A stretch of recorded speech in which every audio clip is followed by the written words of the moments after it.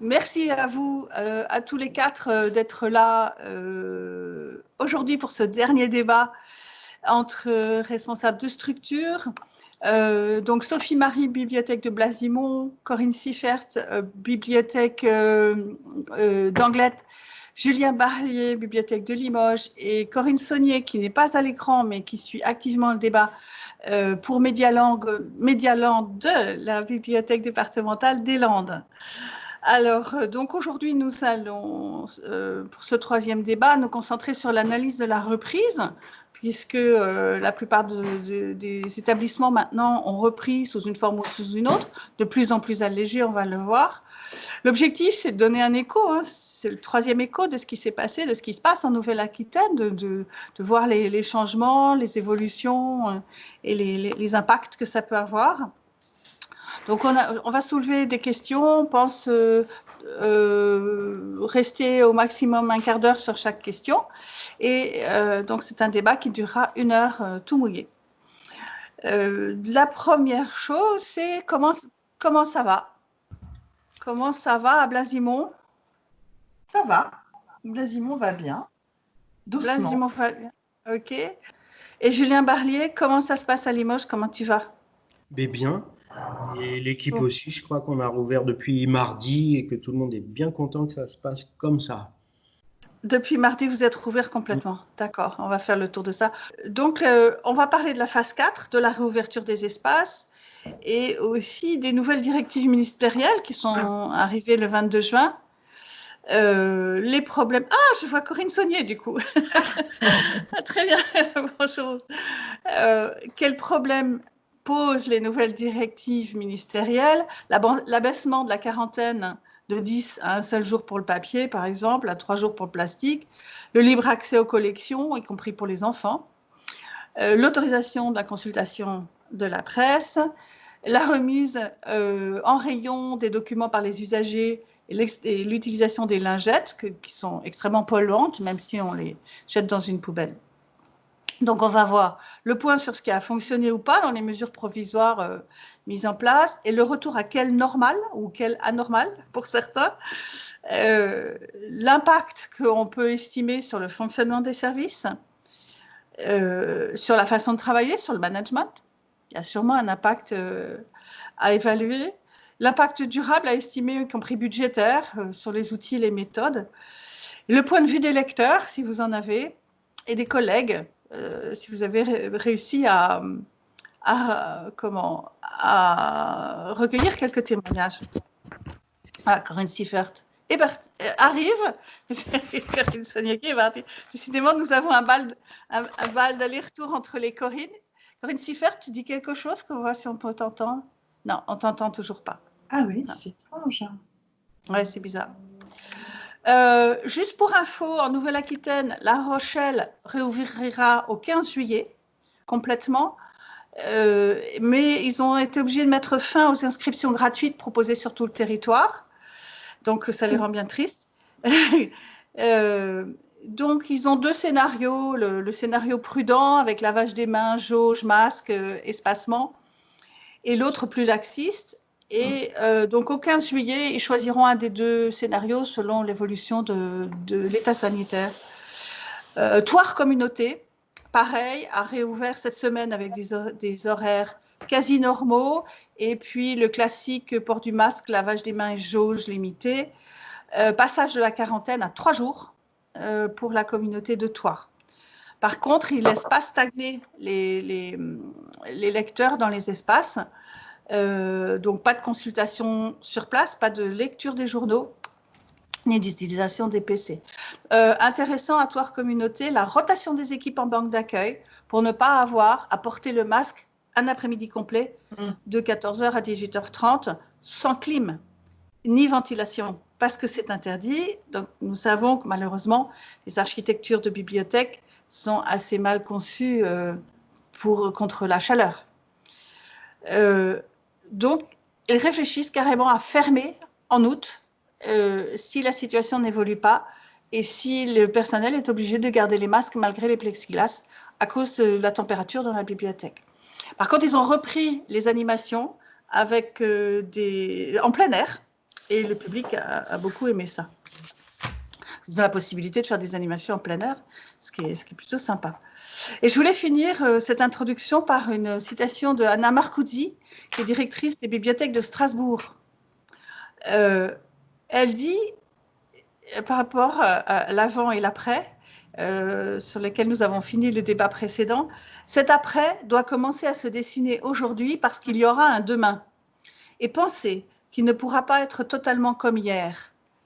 Les bibliothèques auront, plus qu'avant, la possibilité de prendre toute leur part pour inventer et construire ce monde à venir.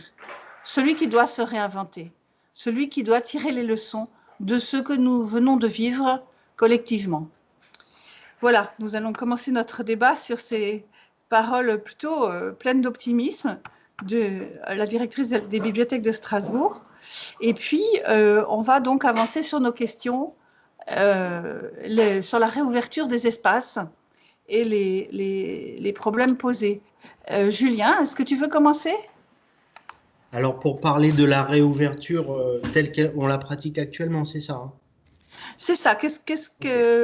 Comment vous faites avec l'abaissement du seuil, par exemple? Est-ce que le libre accès aux collections est déjà établi? La presse, tout ça, comment ça fonctionne à Limoges? Alors, depuis le mardi dernier, c'est-à-dire le 23, nous avons réouvert l'ensemble du réseau, donc les 6 bibliothèques de la ville, et sur des modalités semblables, c'est-à-dire ouverture des espaces en libre accès, maintien d'une quarantaine, mais diminué effectivement en fonction des dernières préconisations à 3 jours. D'accord, vous avez abaissé le seuil. Oui, oui. Et sur la bibliothèque centrale, on a aussi cette machine dont j'avais parlé la dernière fois, qui désinfecte avec une lumière pulsée les documents et qui nous facilite la vie et grandement. Alors après, on nous l'a prêté jusqu'à la fin juillet, donc j'espère que la quarantaine n'aura pas besoin de durer trop longtemps. D'ailleurs, concernant cette machine, je n'ai pas eu vent d'une autre machine sur l'ensemble de la Nouvelle-Aquitaine. Peut-être qu'il y en a, mais je n'en ai pas entendu parler. Et j'aimerais bien, pour la journée de l'inventivité du 17 septembre, pouvoir mettre en avant cette expérience. Donc, on en reparlera peut-être, Julien, si tu veux bien, parce que c'est original et ça peut être quelque chose à pérenniser dans la réflexion, en tout cas, autour de la désinfection. Donc, on a maintenu la quarantaine et grosso modo, on ouvre tous les espaces sauf les salles fermées, les carrels de travail, les espaces d'animation naturellement. On a évidemment aussi aménagé les espaces pour que les assises ne soient pas trop proches les unes des autres. On a supprimé à peu près la moitié du parc informatique en libre accès, mais on a maintenu la deuxième moitié. En proposant aux gens, enfin en leur imposant plus exactement, de passer une lingette effectivement avec un produit désinfectant avant consultation. Et la différence, c'est qu'on a mis un petit bouton pour déverrouiller. Et ils doivent venir nous voir la banque de prêt la plus proche pour qu'on déverrouille le poste. Puisque c'est à cet instant-là on leur prodigue cette recommandation de nettoyer les claviers et puis le contrôleur là. Voilà. Sinon, nous, on n'a pas du tout souhaité, on a vraiment voulu se rapprocher des conditions normales d'ouverture. Donc, ce sont les mêmes horaires, c'est tout le réseau. On n'a pas mis de chariot, par exemple, pour que les gens déposent dans les proues des rayonnages les documents qu'ils ont touchés. Voilà. Dès l'entrée des bibliothèques, on a mis des avant-postes qui n'existaient pas jusqu'alors. Et qui disent vous portez le masque, qui montrent le vaporisateur là, pour les mains, pour le lavage des mains, et qui prend le retour des gens. Alors par exemple à la bibliothèque du centre-ville, on a récupéré des modules d'une ancienne exposition pour faire une salle de quarantaine. Et en tête de cette salle, voilà, il y a ce poste d'accueil qui n'existait pas jusqu'alors. On a aussi consulté le service des conditions de vie au travail de la collectivité et on a décidé d'abolir le plexiglas. Donc, il n'y a plus de plexiglas en gros chez nous. Les distances, on arrive à les tenir à chaque fois. Voilà, on fait aussi des animations de plein air On en fait pas mal et on commence la semaine prochaine. Voilà, en gros aussi, sur la consultation des journaux, on a pris le parti, même avant d'avoir les nouvelles directions, de la permettre, mais de manière différente. Là encore, pas dans les penderies habituelles, puisqu'on suspend les journaux et les gens peuvent normalement les attraper comme ils l'entendent. Là, on les a mis en consultation indirecte dans notre salle patrimoniale. Donc les gens qui veulent consulter les journaux peuvent, en se rendant dans la salle du patrimoine et en se lavant, voilà, demander le journal du jour. Voilà.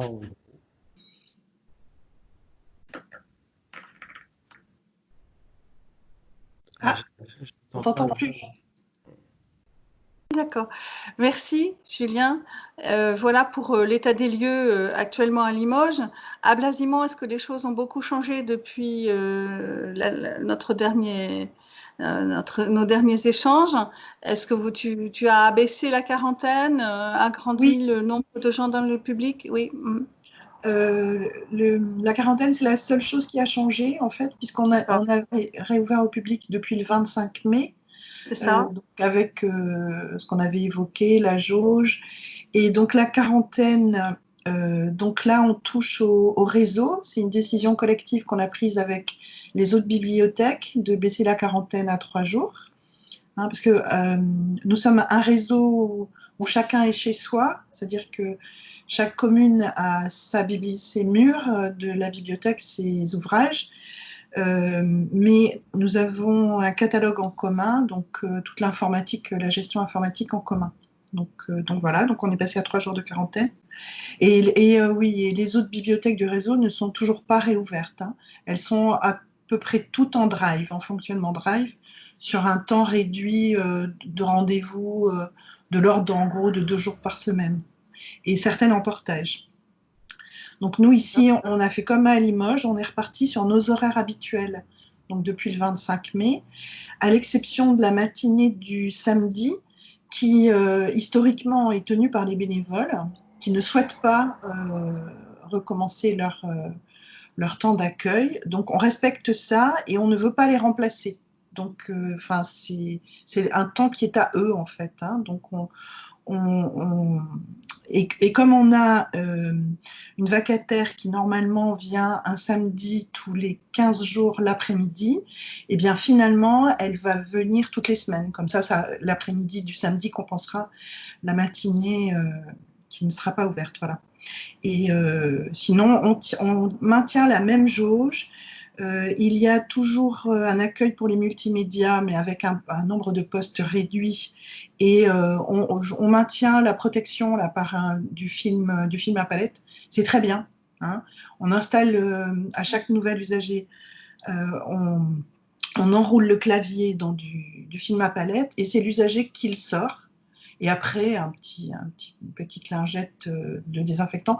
Ça limite quand même l'usage des lingettes. Tu parlais de la pollution. Grosse pollution, Voilà. les lingettes.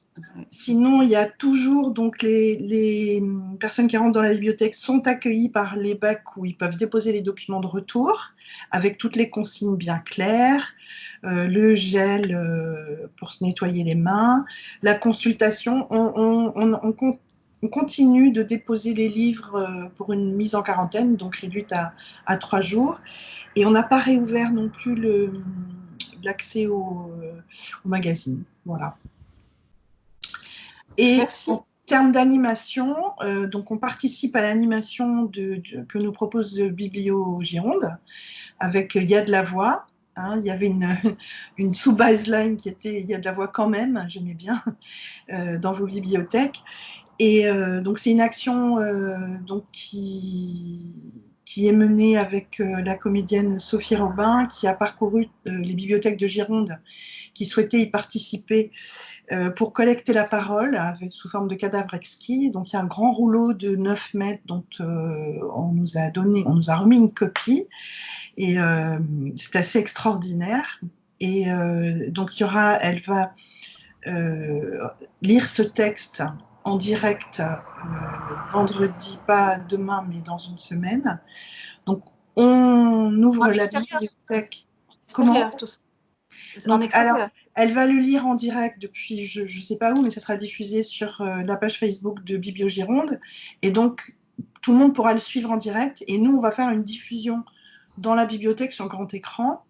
Pour ceux qui souhaitent, alors on est toujours dans notre jauge, donc c'est un peu étrange de prévoir un événement où on limite à la base l'accès. Mais en même temps, les gens sont très prudents. Hein. On n'a pas du tout la fréquentation habituelle. Enfin, de toute façon, on ne pourrait pas l'avoir, mais Donc, Sophie, vous êtes en train de mettre au point des animations, alors, une timide, j'allais voilà. dire numériques, avec un lien numérique vers les lecteurs. Ça, voilà. Ça serait une de mes questions aussi pour l'ensemble du groupe. Est-ce que c'est quelque chose que vous allez mettre en place? Donc, ça va faire partie des choses à mettre en place de façon pérenne, puisqu'on ne sait pas s'il va y avoir un rebond de l'épidémie ou à quel moment est-ce qu'on pourra être complètement libre de tout et revenir à la situation d'avant. Donc, est-ce que cette façon de faire des animations avec relais numérique, c'est quelque chose que vous avez l'intention de mettre en place les uns les autres? Que je vois que Blasimon est déjà parti, Blasimon étant à la pointe pour beaucoup de services. Corinne Siffert, à Anglette, est-ce que c'est quelque chose... est-ce qu'on t'entend déjà? Non, on t'entend toujours pas. Oh, c'est horrible. Non. Bon, au revoir Corinne. Te voir, c'est un plaisir, mais t'entendre, c'est encore plus intéressant. Corinne Saunier? Oui, effectivement, la question des animations, elle se pose dans tout le réseau départemental. Les animations présentielles ne reprennent pas, ce qui fait qu'à la médiathèque départementale, on réfléchit à la possibilité, mais pour l'automne, de pouvoir compléter les animations départementales que nous proposons habituellement.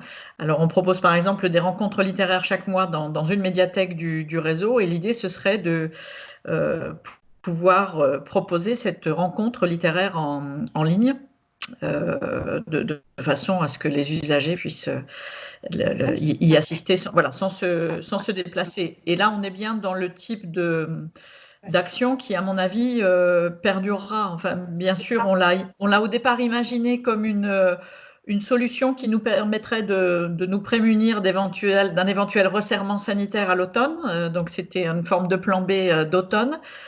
Si ça fonctionne bien, j'imagine que c'est quelque chose qui pourra être apprécié et qui perdurerait. Reste à savoir, donc nous sommes dans cette attente pour l'instant, si les auteurs sont prêts à jouer le jeu du rendez-vous filmé. Julien, à Limoges, vous avez envisagé ce genre de choses? Envisager, pas à proprement parler, on y pense évidemment, mais c'est une réflexion que moi j'ai plutôt souhaité ajourner à la rentrée, parce que on espère que tout se passe mieux et qu'on va être en capacité d'accueillir avec des modalités sans doute un peu plus contraignantes, mais les gens sur une expérience de déplacement, une expérience physique. On tient absolument quand même à ce que les animations soient cette expérience-là, mais avec effectivement, pourquoi pas, un encart numérique par rapport aux jauges qui ne permettraient pas de satisfaire tous les publics, par exemple. Donc pas sous un angle succédané, c'est-à-dire d'abolition de déplacements physiques dans nos lieux d'animation, mais de complément pour extrapoler à davantage de publics éventuellement. D'accord. Est-ce que les uns les autres, vous pourriez, enfin, on nous a proposé justement de la formation au tournage de ces rencontres, parce que les bibliothécaires vont avoir besoin de se familiariser avec ça. Si c'est quelque chose qu'on met en place de manière pérenne, comme dit Corinne, est-ce que ça vous intéresserait des formations au filmage de rencontres littéraires? Parce qu'il n'y a rien de plus terrible qu'une caméra fixe en face d'un auteur qui parle. On sait tous les uns les autres que c'est juste affreux. Donc, il y a plusieurs... l'agence est sollicitée par deux agences spécialisées dans la communication qui proposent aux bibliothécaires ce genre de formation. Est-ce que c'est quelque chose qu'on peut vous envoyer et ça soulèverait de l'intérêt auprès des équipes? Oui. Apprendre à filmer des rencontres. Comme tu le dis, Florence, c'est quand même une affaire de professionnel. C'est-à-dire que une captation en ligne, je crois qu'il n'y a rien de plus soporifique quand c'est pas. fait par des professionnels. C'est dans ce sens-là que nous réfléchissons. Je crois qu'il faut confier ça à des professionnels. Maintenant, on sait bien que dans des toutes petites structures, ça va être évidemment très, très compliqué. Alors, c'est là où les départements peuvent éventuellement jouer un rôle de soutien. Ça va être compliqué dans les petites structures. Et je crois que par ailleurs, connaître les contraintes de ce type de captation, ça peut être intéressant pour les équipes. Donc, je crois que la formation, elle me semble intéressante. Peut-être pas tellement pour faire soi-même, mais en tout cas pour comprendre les enjeux, les contraintes, pouvoir accueillir. Enfin, il y a on continue, on forme les équipes à l'accueil des auteurs. Je crois qu'il va falloir qu'on forme les équipes à la mise en place d'animations captées, effectivement. Ça fait partie des enjeux professionnels, des pratiques professionnelles qui vont évoluer là, oui. Voilà. Alors, moi, je suis tout à fait d'accord. C'est vraiment ce que j'aurais dit, c'est-à-dire que même si c'est pas nous qui allons le faire de nous-mêmes, connaître les bases pour faire, c'est le b.a.-ba. Hein, voilà. Et cela dit, j'ajouterais quand même qu'à Blasimont, on pratique déjà la capture de la mémoire vivante. Donc, on a une certaine pratique, et même nos jeunes ont une pratique, puisqu'on a réalisé donc des films. Et donc ça a fait partie c'était du temps des fameux temps d'accueil périscolaire. Donc ça a été des modules où, grâce aux tablettes qu'on avait à la bibliothèque, on a organisé des équipes de tournage. Donc, parce que ces tablettes peuvent être mises en réseau, donc ils ont appris à réfléchir, à mener une interview avant de passer à l'action. Donc ils ont construit leur chemin. Et puis, donc après, on est passé à l'action avec la mise en place d'équipes, avec un régisseur, un journaliste. Enfin, c'est des notions qu'on a abordées même pour organiser des animations pour les enfants. Donc, on n'est pas néophyte en la matière, mais il n'empêche que connaître le b.a.-ba serait bien. Être formé sur le b.a.-ba. Évidemment, à Limoges, vous avez des équipes techniques dans la collectivité qui sont très, très performantes et qui vous permettent de ne pas être concernés par ce sujet.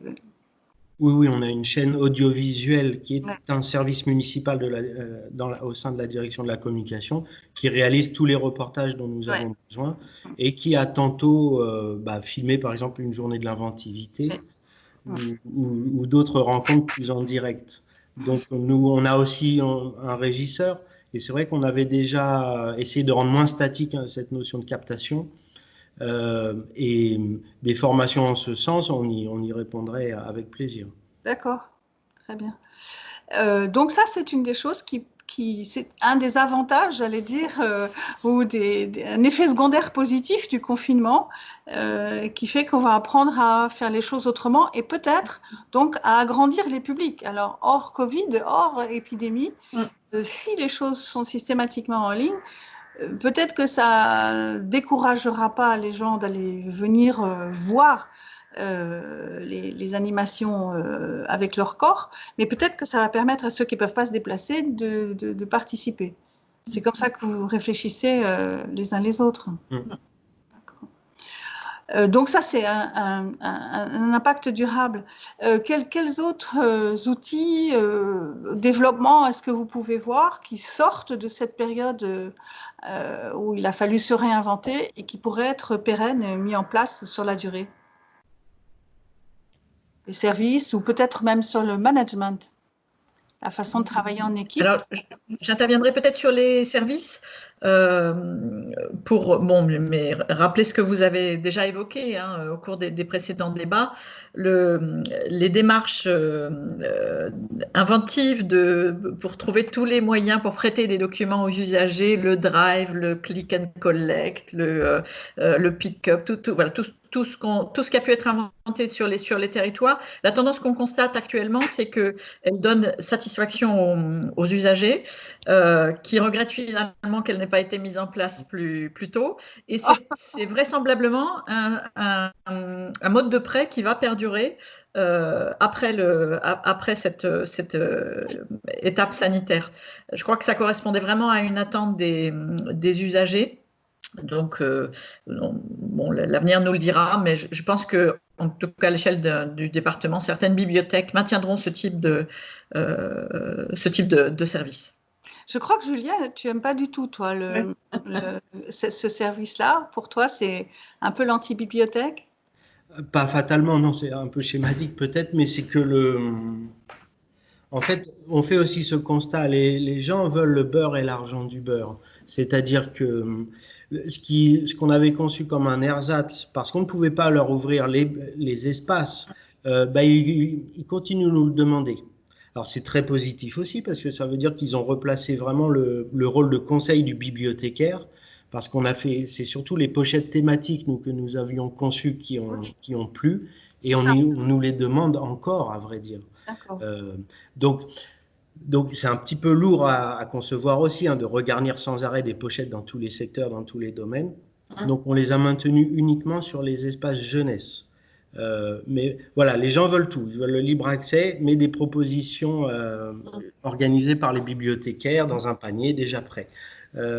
Voilà. Moi, alors, nous, on a pensé plutôt revigorer la notion de présentation en face à face, c'est-à-dire de se dire, on ne va pas faire les pochettes thématiques tout le temps, mais on va accentuer les présentations faciales des documents, qui sont une manière aplatie de pochettes thématiques en somme.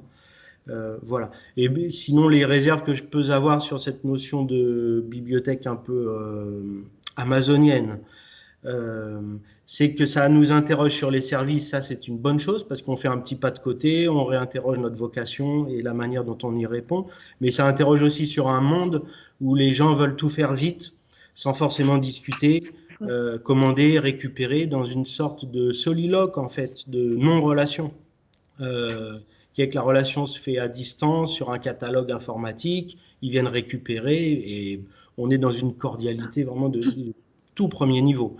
Et nous, on n'est pas entré dans ce métier pour ça. Et je pense que les lecteurs, c'est aussi, voilà, il y a un virage qui se fait, qui vient pas des bibliothèques, mais qui nous arrive en pleine face. Et on l'a, je crois, éprouvé avec une exigence nouvelle aussi. Voilà, une relation qui a été pas ternie, mais qui peut créer une accoutumance très rapidement, voilà, sur un prestataire de service. Oui, et on a envie prestataire de victuailles livresques, comme dit. Oui. Voilà. Mais, je crois qu'il faut compléter ce constat de celui de l'attente et de l'expression de l'attente des usagers, parce que parallèlement, effectivement, à cette demande, ce que cette crise nous a vraiment révélé, c'est que les usagers sont en attente de la rencontre, de pouvoir venir dans les médiathèques, qu'elles puissent les accueillir. Donc, ça semble ne pas être incompatible. Alors, effectivement, on peut se dire c'est le beurre et l'argent du beurre. C'est en fait une forme de diversité de services que les usagers attendent. C'est quand ils en ont envie, pouvoir venir à la médiathèque, vraiment la médiathèque comme lieu de vie, de rencontre, d'échange avec les bibliothécaires et les autres usagers. Et puis, à certains moments de leur organisation, et bien pouvoir simplement collecter et prendre rapidement comme on va nous au guichet à la banque. Donc je pense que c'est plutôt un cumul de services. En tout cas, ça ne s'exclut pas visiblement et les usagers ont exprimé leur attente de la bibliothèque, notamment auprès des élus. Ils sont toujours très contents de retrouver les bibliothèques quand elles peuvent de nouveau accueillir le public. Et puis je rebondis là-dessus. Pardon, tu voulais dire quelque chose, Julien?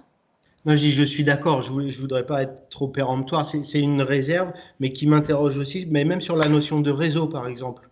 À chaque fois qu'on veut épaissir un réseau de lecture publique, on rajoute une bibliothèque, mais qui est finalement sur le même standard.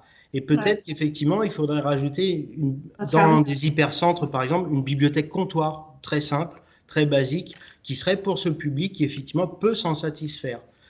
Ou même le même public, enfin la même personne peut avoir deux besoins différents dans la même semaine. Mais peut-être créer des comptoirs de retrait de documents, ça répondrait sans doute à une forme de satisfaction de nos populations. Alors moi, je voudrais ajouter que, en fait, je pense le contexte urbain et rural donne des attentes différentes parce que nous, vraiment ici, ce qu'on ressent, mais c'est vrai qu'on est ouvert depuis un petit peu plus longtemps, c'est que l'usager vient chercher le lieu là, hein. Il vient chercher le lieu, l'échange et la parole. On n'a plus de demande, personne ne nous demande du drive quoi, qu'on a fait la première semaine. En revanche, le portage, qui est un vieux sujet pour moi, puisque j'avais déjà monté un projet de portage il y a longtemps, enfin c'est plus qu'un projet, c'est une réalité, qui a été mise en place et puis qui finalement s'est un peu étiolée. En réseau, on a cette réflexion et on le propose à nos élus depuis des années d'avoir un portage organisé en réseau, ce qui nous permettrait d'ailleurs aussi d'ouvrir comment dire, l'accès vraiment au réseau, aux usagers, puisque là, aujourd'hui, il n'y a pas de navette entre nos bibliothèques. Les usagers peuvent aller dans toutes les bibliothèques, mais ils doivent aller dans la bibliothèque où est le livre et le rapporter. Donc, ça limite l'usage du réseau pour l'usager.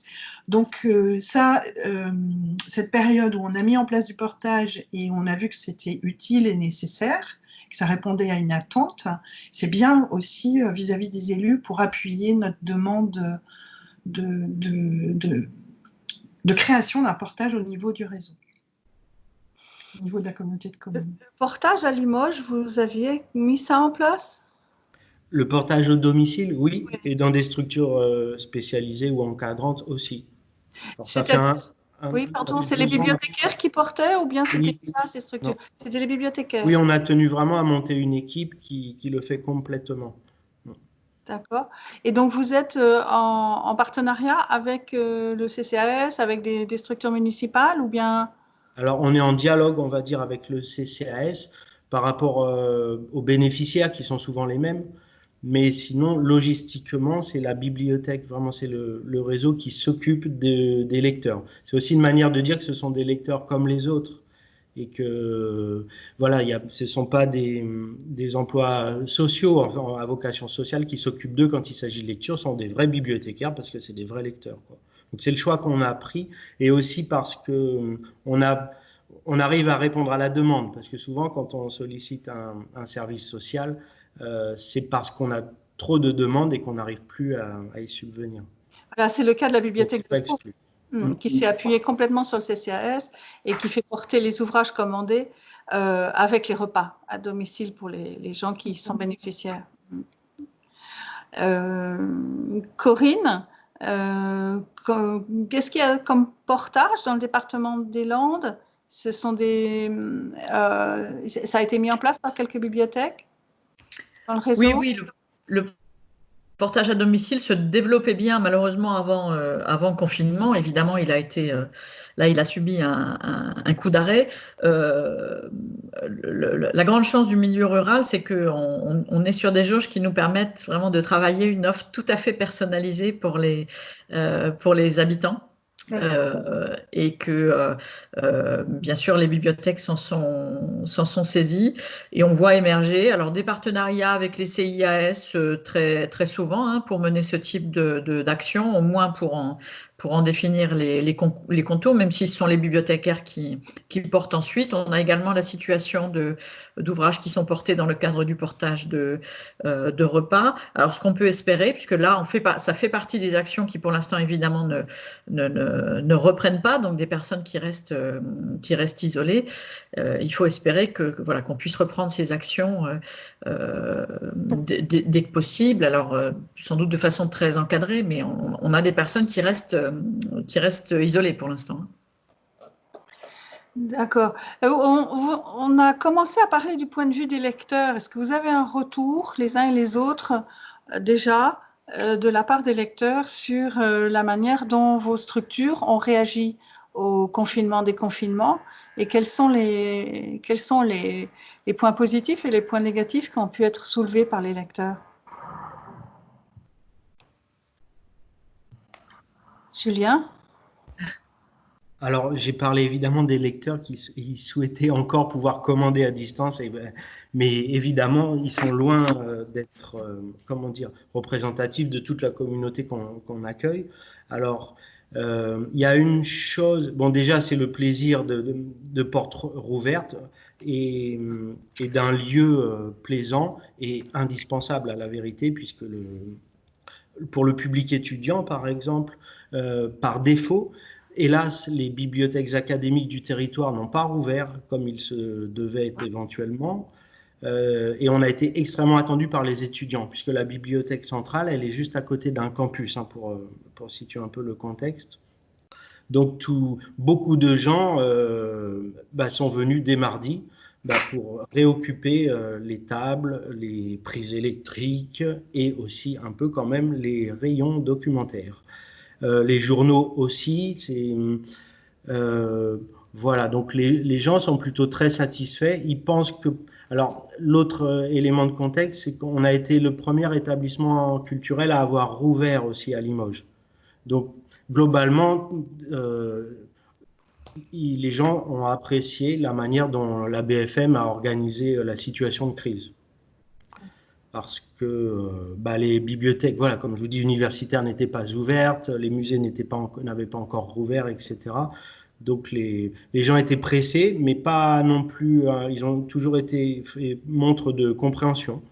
Donc les seuls ronchons qu'on a à la vérité depuis la réouverture totale, c'est les porteurs de masques, ou plutôt les non-porteurs, puisque vous le savez, on a aussi toujours, c'est le petit peuple des bibliothèques, c'est les retrouvailles plaisantes avec les lecteurs, mais il y a aussi toujours des lecteurs qui aiment bien perturber l'organisation, et donc là, ils se sont un peu amusés avec le port du masque, mais c'est en train de se tasser.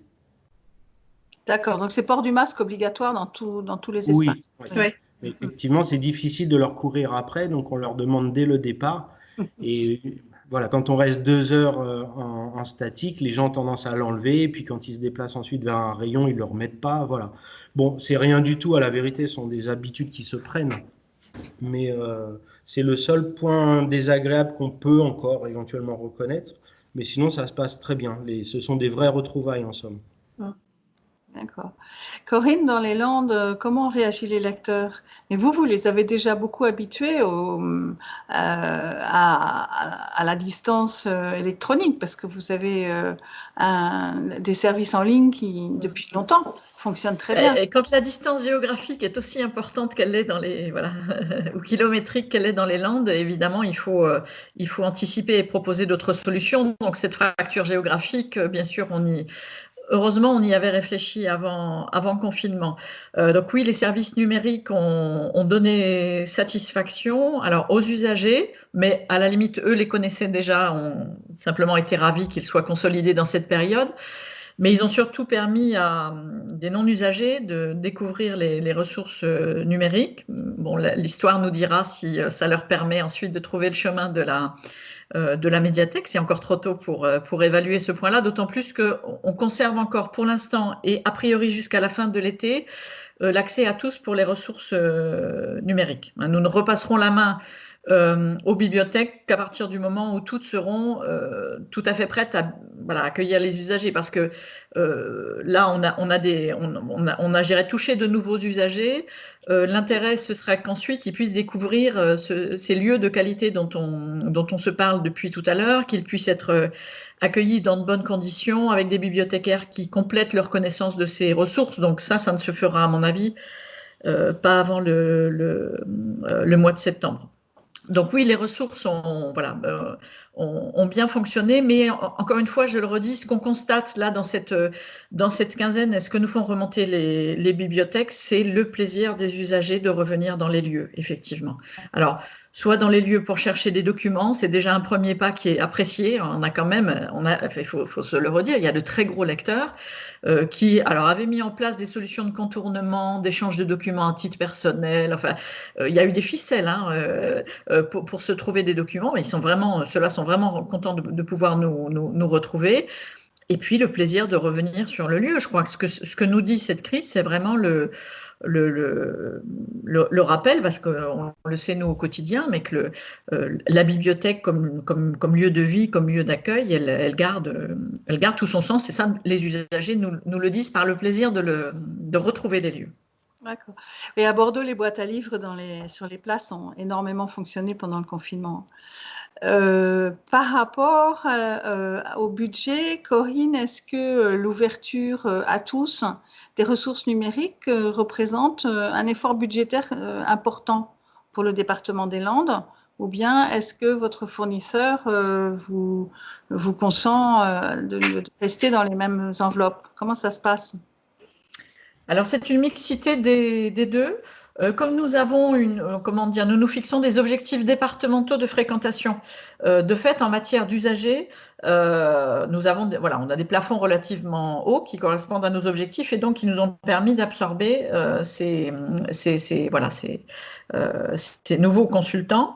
En revanche, évidemment, sur la question des ayants droit, tout ce qui est consulté va être voilà, est dû au fournisseur qui lui-même ne peut pas, si ce n'est à mettre son modèle économique en péril, ne peut pas prendre à sa charge voilà, tous les revenus aux auteurs. Donc oui, c'est un effort budgétaire, mais je pense que c'est une période de crise qui nécessite cet effort budgétaire, quitte à éventuellement réaffecter certains budgets. Enfin, il y a aussi des actions qu'on n'a pas pu mener qui nous permettent de voilà, peut-être compenser ces budgets. Mais je crois que c'était vraiment on ne regrette vraiment pas ce choix au sens où il a très bien fonctionné et puis n'oublions pas les collègues de la médiathèque départementale ont également fait un très gros effort, mais c'est pas, vous en avez parlé dans les débats, ça a été fait ailleurs. Tout le monde a fait un gros effort aussi de valorisation des nombreuses ressources qui ont circulé dans cette période de confinement. Donc on avait aussi de très nombreuses ressources et de qualité dès lors qu'on faisait du travail de sélection.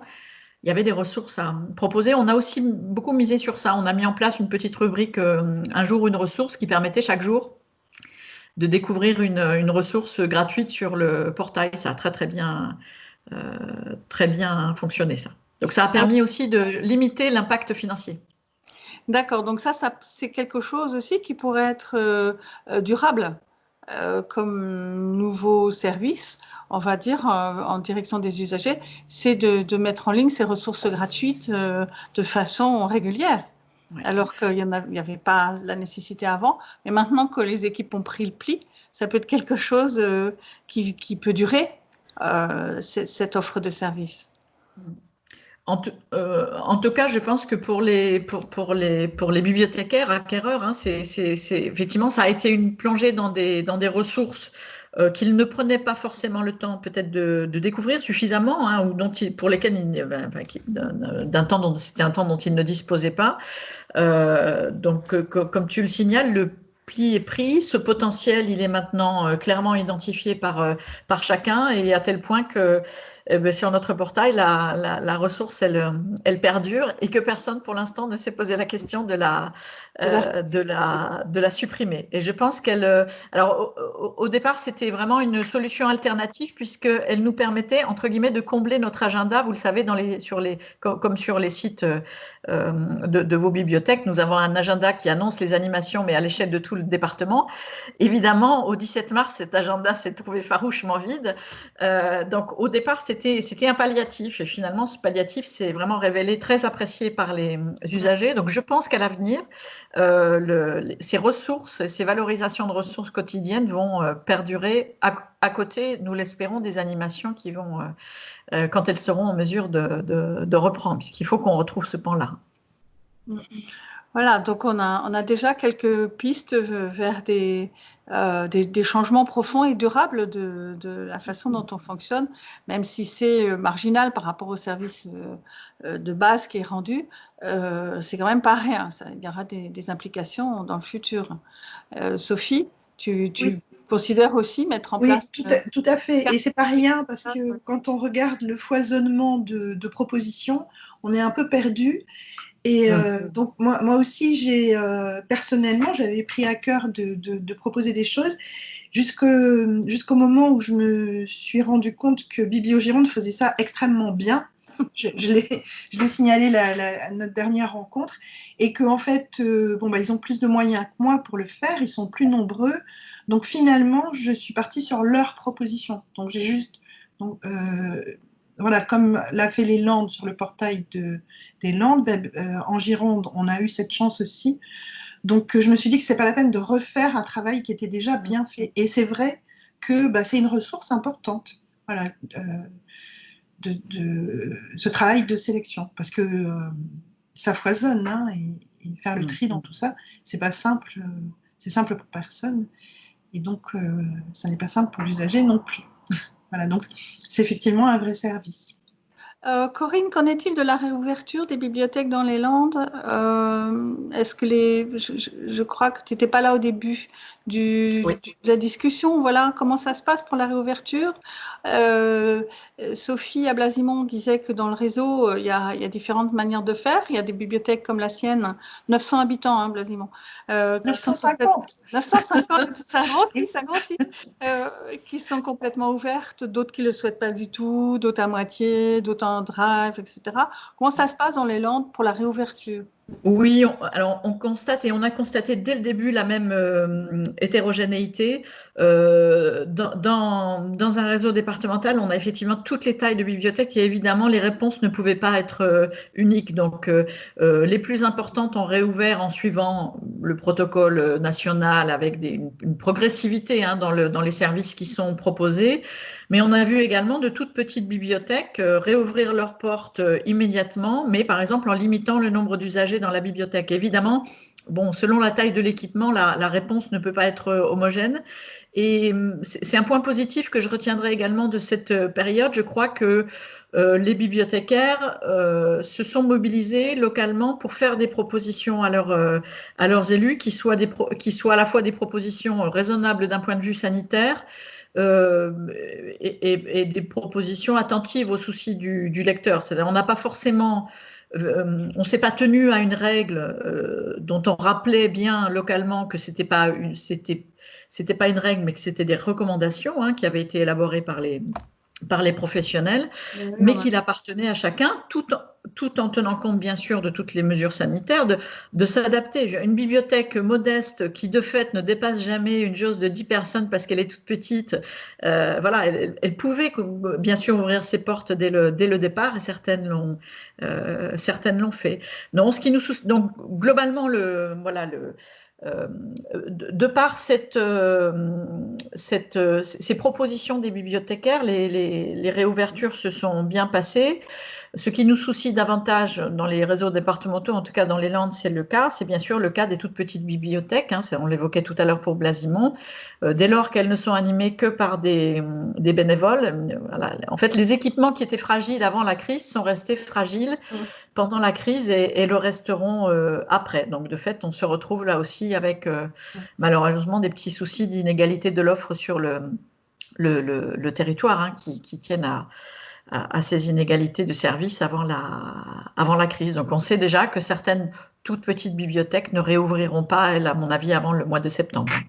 Septembre, oui. Alors, c'est marginal sur le réseau, mais bon, ce sont quand même de petites, des points de proximité qui rendent un service à l'usager. Donc, d'où la décision dans les Landes de maintenir les ressources numériques accessibles à tous a priori jusqu'à la rentrée scolaire, puisqu'on a encore une offre pas existante partout. D'accord. Je crois qu'on va terminer justement là sur les bibliothécaires elles-mêmes, donc les équipes, qu'est-ce qui a pu changer dans leur manière. Elles ont travaillé à distance, elles ont mis en place des nouveaux services, elles ont imaginé, je dis elles, excuse-moi Julien, mais c'est vrai que la majorité est écrasante au niveau des femmes dans les bibliothèques. Comment ça a changé pour les bibliothécaires? Est-ce qu'il y a une façon de travailler qui est différente maintenant et qui restera différente hein, probablement dans l'autonomie, dans la créativité, dans le besoin de faire équipe? Comment vous ressentez ça les uns les autres par rapport aux professionnels autour de vous?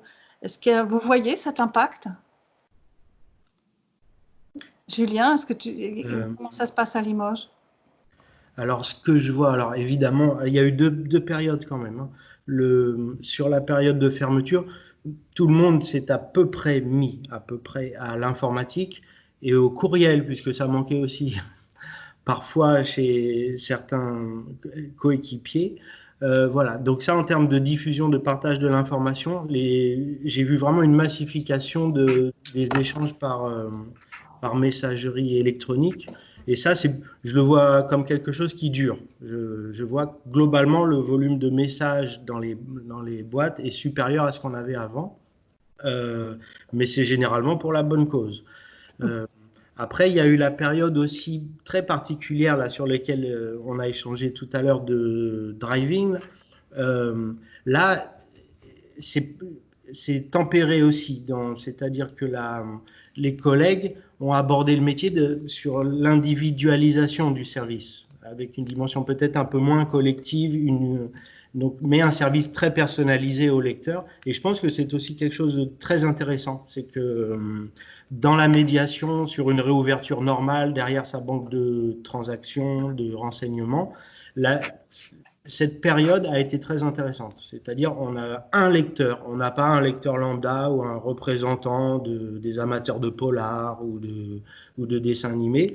On a vraiment un lecteur avec sa vie, ses choix, sa sensibilité. Et ça, la période de Drive nous a permis de revoir ça, de relire ça avec une grande acuité.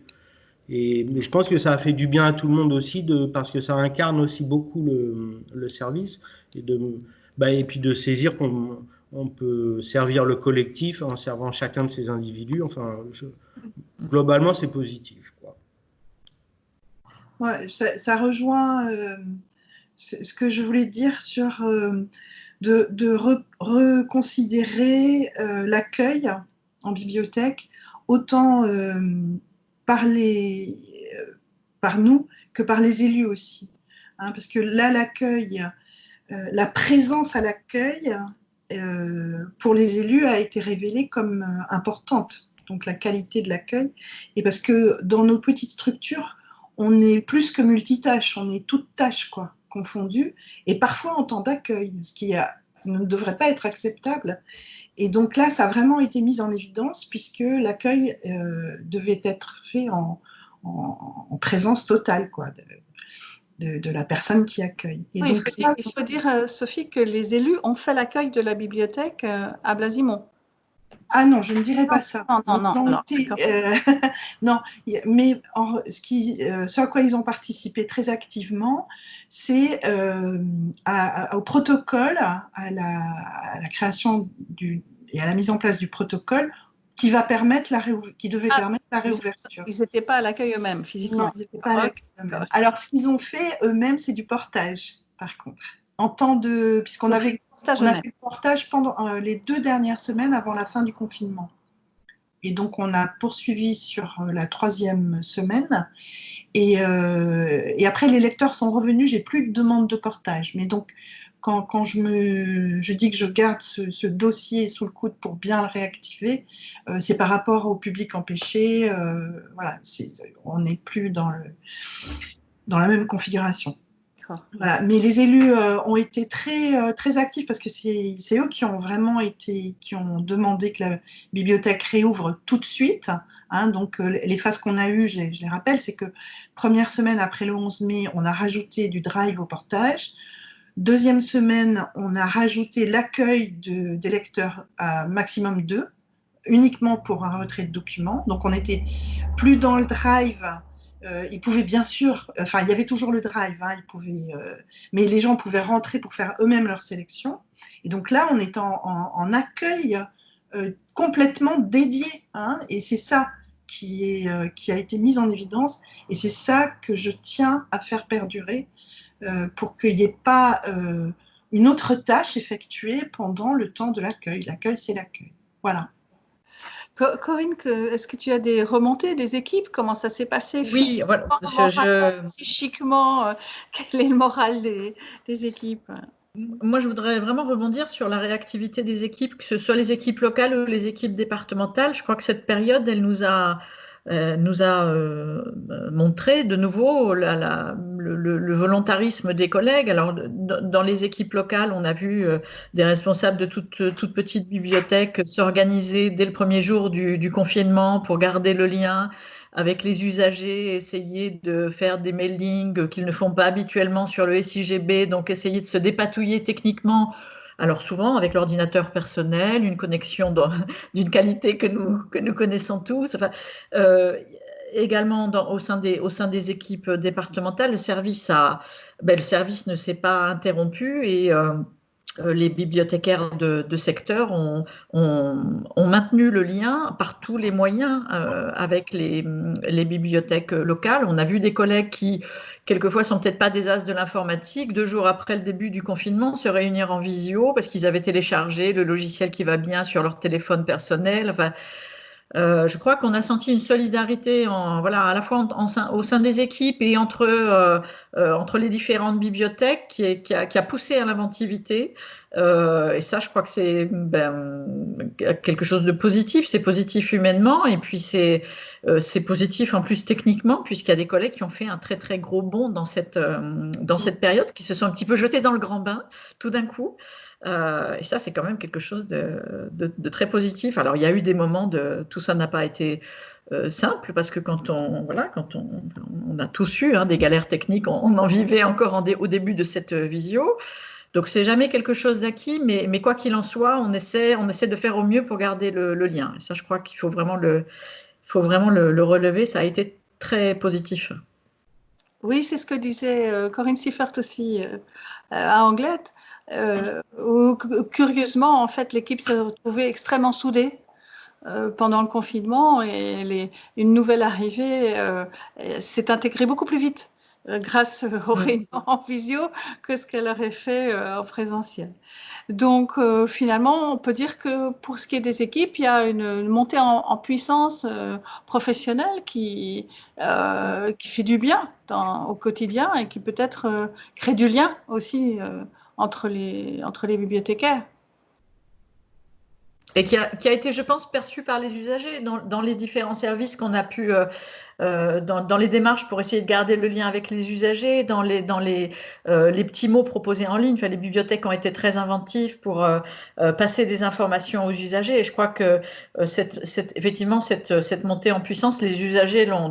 Donc, non seulement elle fait du bien aux équipes et au fonctionnement des équipes, mais je crois que, et c'est ça le plus important, les usagers l'ont ressenti et on fait vraiment des retours positifs à la reprise. C'est un mot de la fin merveilleux. Merci beaucoup, Corinne.